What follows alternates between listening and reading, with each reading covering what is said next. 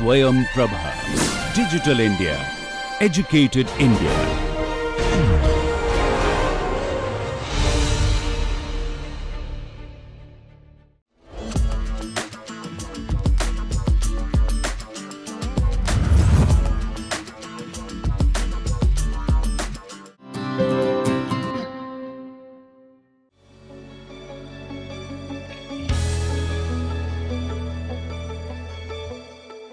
The case study is on the Indian medicine system.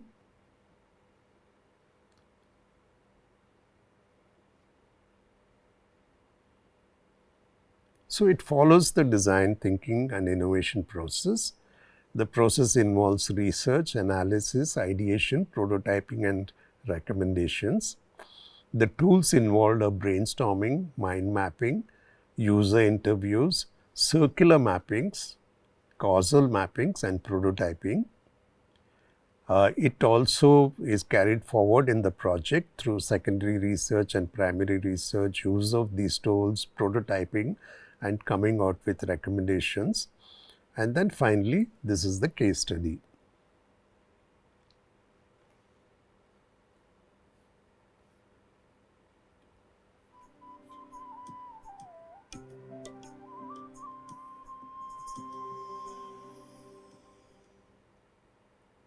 Kaushal, a systems level addressal of the issues identified in the Indian medicine system, especially in the area of patient education. We are Team Malayaliano, that is Ishan, Jeremy, Mohak and Prafulla, and this is our culminating presentation for DEP 302 Systems Design. In this presentation, we will cover a brief overview of the existing system and how we mapped and navigated across it. Then we will discuss the scope we set, factoring in the ground reality and existing constraints. After which we will move on to our proposed design solution, illustrating and contextualizing it with scenarios and prototypes. Then we talk to our stakeholders to evaluate our proposal. And finally, we map it onto the existing system to understand how it fits and addresses consequences. Our project focuses on the Indian medicine system, but in order to get a holistic understanding, we had to see it in the context of the larger Indian healthcare system. We identified all the entities and variables in the healthcare system, and from these 8 major entities, we decided to focus on the consumer side of the system. That is distribution, prescription, transparency, usage, and tracking, all of which can be better explained as prescription, procurement, and usage. Subsequently, we created connection circles of each of these subsystems so as to not lose sight for the granular insights of interconnected elements that make them. Our next step was to clearly identify the problem space, making use of our insights. We gathered insights in 2 ways, through our research and by creating and analyzing comprehensive system mappings. From the research, we clustered issues and insights to narrow down to more definitive issues. And from our system mapping, we were able to extract a plethora of unanticipated insights and connections. So, having identified a variety of problems, we then moved on to look at opportunities for intervention. Of these 5 broad problem areas of OTC access to medicines, patient medical info tracking, consumer medication errors, patient education, and rural accessibility, we felt that patient education had the most scope for intervention, and it was also well connected to the other problem areas, so it showed promise as a broad system level solution. Within patient education, we identified 3 major areas. The first is patient effort, which includes some level of independent diagnostic and treatment action by the patient. Secondly, the communication between the patient and the doctor and also the quality of this communication. And thirdly, insufficient attention during consultation. So finally, this brings us to our problem statement, that is to address ineffective communication and documentation regarding patient condition and treatment, and further improving compliance and self-care. Having formulated this, we went forth to identify our target demographic, which is the semi-urban population. So semi-urban towns are places with medium to low income households with limited healthcare infrastructure, where doctors often deal with a high volume of semi-literate patients who may have limited technological access. And within this demographic, we made sure to interview a diverse group of each type of stakeholder, patients, doctors, and pharmacists, so that the needs and expectations of each are duly represented. With this problem statement in hand and our stakeholders identified, We needed to create a solution that would allow for technologically and technically illiterate users, as well as overworked and understaffed doctors and hospitals. We understood that no single solution would encompass or holistically address patient education. So we decided to create multiple modular interventions at multiple stages in the system. Our solution exists in two clear phases. Firstly, we created a service that bridges the issues of patient history tracking as well as registration and file management. This service gives patients a unique tracking number which can be used to access all their medical files and treatment history. It also gives doctors easy access to these patient files. Next, we looked at the packaging of medicines. We made two redesigns, one for chronic patients and one to address common design flaws in bill sheets. Additionally, we created a packaging solution which allows pharmacists to add dosage information and other vital information like dietary restrictions onto the packaging. To explain our concepts in detail, we will walk you through a scenario involving our primary person. Manju is a farmer living in a small village near the semi-urban town of Gauribidnur. She has chronic hypertension and diabetes and is literate in Kannada. She is visiting a clinic in Gauribidnur to consult a general doctor as she has been suffering from high fever and cold for the past 2 days. Waiting room. Considering the high volume of patients in semi-urban clinics, each patient generally spends about 20 to 40 minutes in the waiting room and only about 3 minutes in the actual consultation. There is a huge scope to make better use of time that patients spend sitting outside to make efficient use of whatever little time they get with the doctor. And hence we came up with the idea of pre-consultation form so that the patients can collect their thoughts and symptoms even before they walk in the examination room. Here Manju receives a consultation form and starts filling it in Kannada, entering whatever relevant information she had. She mentions that there is itching in her throat under the symptoms section and circles the throat area on the diagram as well. Most people, even if they can't read or write about symptoms in detail, can still be functionally literate in marking these on the diagram. And nurse measures the Manju's vitals like BP, pulse and temperature and adds them to the form. And she scans it so it gets updated to the Manju's profile in the central database. Manju then enters the consultation room. She is familiar with the process of Aushad app. She opens the app and scans it, and the doctor gets access to her files. After she scans the code, the doctor sees Manju's medical history, previous consultations, their prescriptions and the OPD notes all at one place on his digital tablet. Even the current chronic medication she is taking and the vitals and symptoms recorded in the waiting room are visible to the doctor to make informed decisions. The doctor can go and write his OPD notes using a stylus, and the app will transcribe it and later translate it into Kannada in simple layman language. And then he can go on prescribing medicines.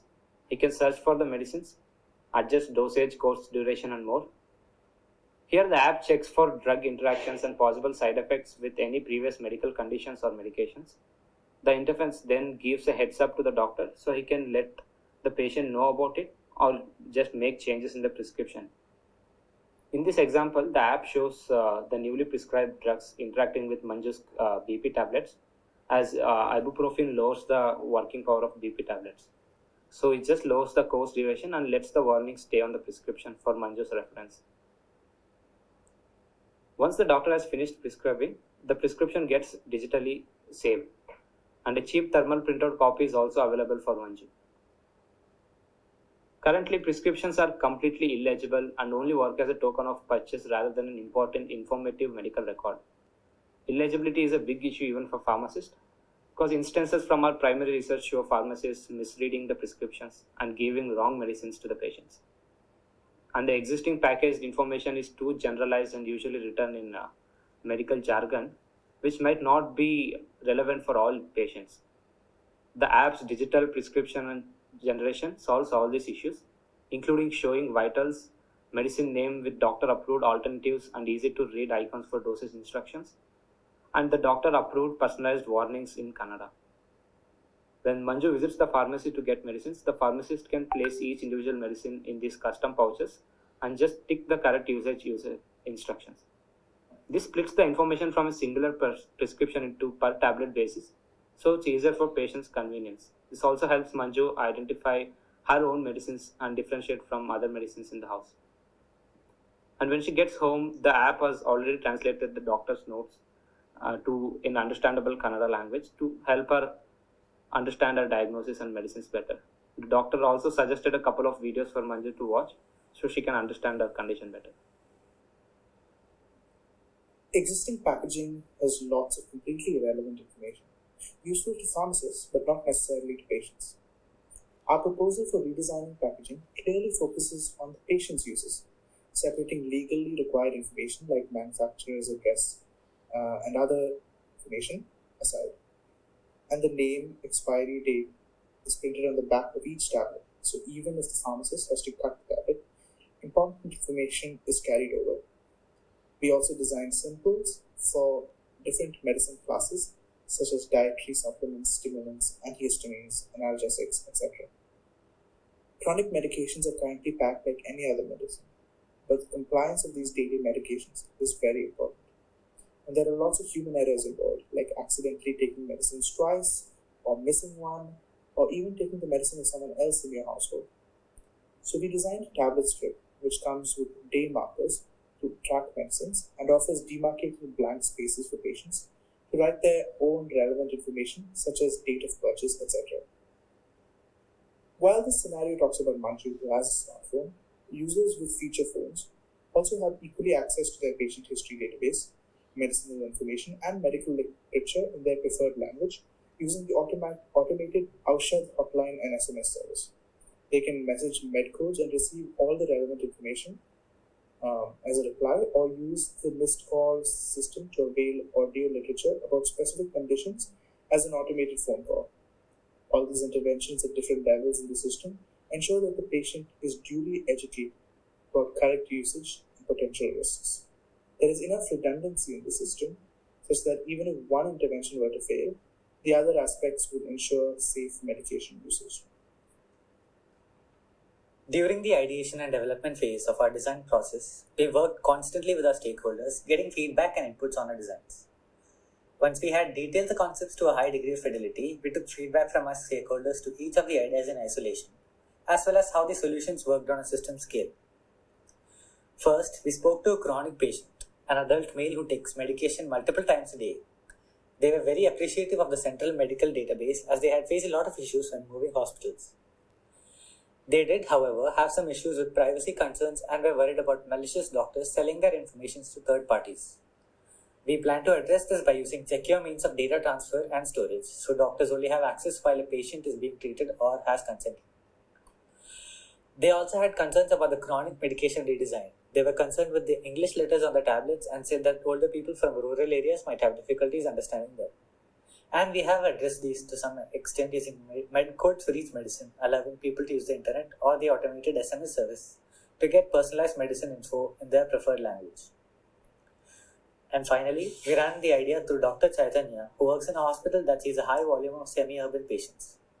Since he works in the OPD, he was able to validate our ideas in the exact situation we imagined. Crowded hospitals where doctors get around 3 or 4 minutes per patient. He really appreciated the idea of a central database, drug interaction, heads-up, and redesign packaging. He had some suggestions regarding doctors having control over what part of the OPD notes was shared with patients, as doctors tend not to reveal everything to patients in psychiatric or cancer cases. He suggested that we should also look into the fact that many patients have doubts regarding medication or symptoms, but don't have many channels to contact the doctors or gain relevant information, and they end up asking this in their next consultation, which will usually be a few months away. Apart from this, he wholly agreed to many of our points about the current system and showed massive support and encouragement towards our project, lauding us for our understanding so far. We also did some amount of self-evaluation, and with regard to these symbols, we realized that while their information often empowers users, sometimes it can cause more harm than good as well.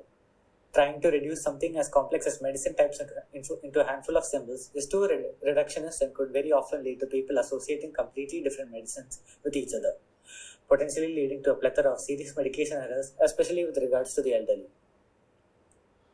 Now that we had detailed all our designs and received feedback on each of them, we were comfortable placing them into our original mapping of the Indian healthcare system. We isolated the variables that were directly affected by our interventions into a subsystem. We then placed our designs into the mapping and drew connections with the variables that were they affected. From this mapping, we saw that patient education patient history tracking, and overall quality of healthcare all were positively affected by our interventions. We also saw a decrease in medication errors, drug misuse, and adverse side effects of our medication. Thanks a lot for listening to the case study on the Indian medicine system. Just to do a summary of the project, they started off with a generalized problem statement. So they had to do overall mappings to understand the problem space, and slowly, step by step, they actually focused and defined the exact area they wanted to work in. And finally, they said that let's do interventions from the user's point of view. So they actually looked at solutions which were available from using a tablet for the doctor to a centralized place where the data is stored to its output on a mobile device, to also interventions at the packaging level. Okay, so another important part of the project was that they actually went what they thought as good solutions and got it evaluated, and they suggested how to actually put this evaluation back into the solutions that they had thought of. Okay, so again, thanks a lot for listening.